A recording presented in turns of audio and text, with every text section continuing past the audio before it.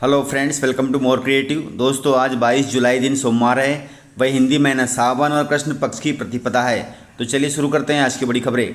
यदि आपको खबरें पसंद आए तो वीडियो को लाइक जरूर करिएगा और आप हमें प्रदेश के किस जिले से देख रहे हैं कमेंट बॉक्स में जरूर बताइएगा। दोस्तों, यदि आप चैनल पर नए हैं तो चैनल को सब्सक्राइब कर बेल आइकन पर क्लिक कर दें ताकि अगला वीडियो आपको शीघ्रता से मिले। दोस्तों, किसानों के लिए बड़ी खबर है। मूंग खरीदी केंद्रों पर लंबी कतारें लगी हुई हैं किसानों की, जिससे किसान हो रहे हैं परेशान। नरसिंहपुर के गाडरवाड़ा में देखा गया है कि मूंग से भरी ट्रैक्टर ट्रालियों की लंबी लंबी कतारें लगी हुई हैं। किसान 3-4 दिन से कतार में ट्रालियां लगाए हुए हैं। शनिवार एवं रविवार को खरीदी बंद रहती है। वहीं पोर्टल में लगातार समस्या रहती है, जिससे पोर्टल बंद रहता है। किसानों को स्लॉट बुक करने के लिए 7 दिन का समय मिलना चाहिए, वह भी 5 दिन कर दिया गया है। किसानों को अपनी मूंग विक्रय करने में काफी परेशानी झेलनी पड़ रही है। जो किसान किराए से वाहन लेकर मूंग बेचने आए वह तो ज़्यादा ही परेशान हो रहे हैं। किसानों को 3-4 दिन का समय लगने के कारण उन्हें अतिरिक्त भाड़ा देना पड़ रहा है। किसान हितैषी सरकार से निवेदन है कि पोर्टल समस्या से किसान परेशान रहता है, उसे जल्द ठीक कराएं। किसानों की सुविधा को देखते हुए शनिवार रविवार को भी तुलाई प्रारंभ की जाए। जिन किसानों की स्लॉट बुक होने की अंतिम तिथि पर पोर्टल की समस्या होने पर तुलाई नहीं हुई है, उनके लिए स्लॉट बुक की तिथि तुरंत बढ़ाई जाए, जिससे माल घर वापस न ले जाना पड़े। जिला प्रशासन से निवेदन है कि मूंग खरीदी में हो रही समस्याओं को दूर करने की पहल करे ताकि किसान समर्थन मूल्य पर मूंग बेच सके।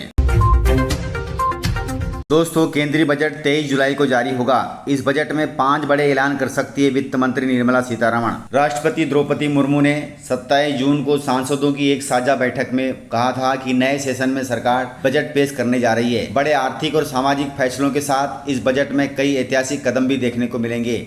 यह ऐलान राष्ट्रपति का नहीं था, यह तो सरकार का लिखा अभिभाषण पढ़कर एक रीत निभा रही थी। बस तभी से चर्चा है कि वित्त मंत्री निर्मला सीतारमण 23 जुलाई को क्या ऐसी घोषणाएं करने जा रही है जो जनता के हित में होंगी। बजट में आयुष्मान भारत योजना को लेकर बड़ा ऐलान हो सकता है, जिसमें 70 साल से ज़्यादा के लोगों को मुफ्त इलाज दिया जाएगा। अभी देश में 4 करोड़ लोग हैं जो 70 साल से अधिक हैं। सरकार आयुष्मान भारत योजना के तहत 70 साल से ज़्यादा उम्र के सभी लोगों को 5 लाख रुपए तक का मुफ्त इलाज की घोषणा कर सकती है। यानी इनके मुफ्त इलाज के लिए कोई शर्त नहीं रहेगी। इसमें इनकम, पेंशन, बैंक बैलेंस, जमीन या पुरानी बीमारियों के आधार पर किसी भी बुजुर्ग को इस योजना के दायरे से बाहर नहीं किया जाएगा, अर्थात हर हाल में उसका इलाज होगा। वहीं किसानों के लिए भी बजट में बड़ा ऐलान हो सकता है। किसान सम्मान निधि योजना की राशि 6,000 रुपये से बढ़कर 8,000 रुपये हो सकती है, जिससे देश के 9 करोड़ किसानों को इसका फायदा मिलेगा।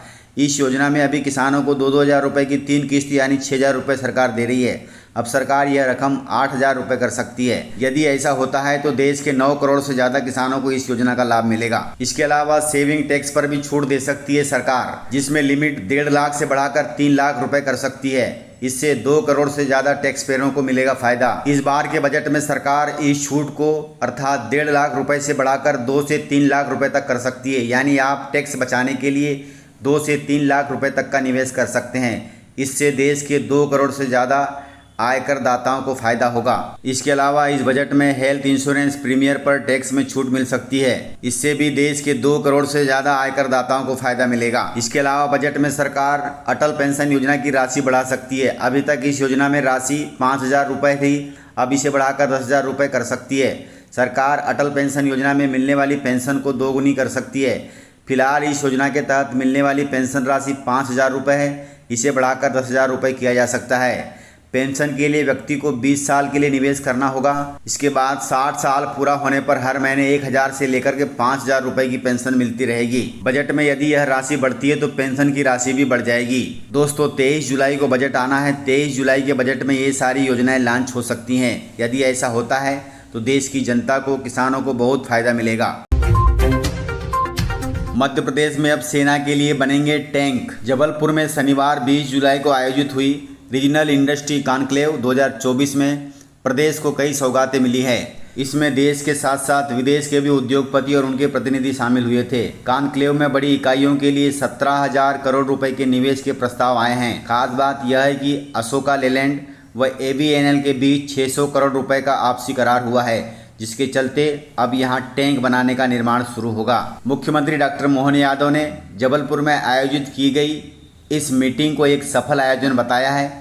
उन्होंने मीडिया से बात करते हुए कहा कि जबलपुर में आयोजित रीजनल इंडस्ट्री कॉन्क्लेव ने पुराने रिकॉर्ड तोड़ दिए हैं। यहां आए निवेशकों ने हर सेक्टर में निवेश के लिए उत्साह के साथ रुचि दिखाई है। यह रुचि यदि निवेश में बदलती है तो प्रदेश की अर्थव्यवस्था बहुत बढ़ जाएगी। दोस्तों, बैंकों में पैसा जमा करने से हिचकिचा रहे लोग। शनिवार को इंदौर पहुंचे बैंक ऑफ इंडिया के प्रबंध निदेशक ने बैंकों में पैसे की कमी को लेकर अपनी चिंता व्यक्त की है।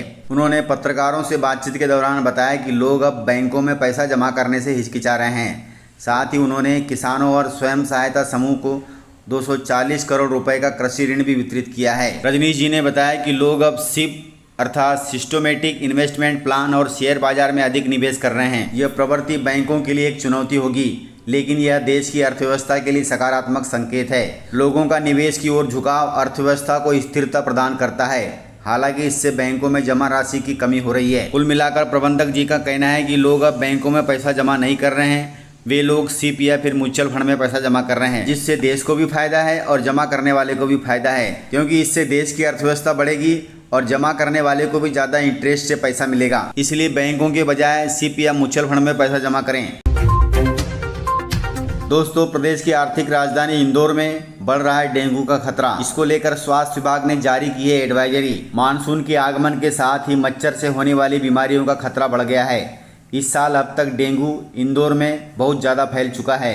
इंदौर में डेंगू के 132 से अधिक मामले सामने आ चुके हैं। विशेषकर जुलाई महीने में रिकॉर्ड 50 नए मामले दर्ज हुए हैं। इस बढ़ती संख्या के मद्देनजर स्वास्थ्य विभाग ने रोकथाम के लिए एडवाइजरी जारी की है। दोस्तों, यह इंदौर में नहीं, प्रदेश के अधिकांश जिलों में ऐसे मामले आए हैं, इसलिए सावधान रहें। डेंगू को हल्का न समझे, इससे मौत भी हो सकती है, इसलिए समय पर इलाज जरूर कराएं।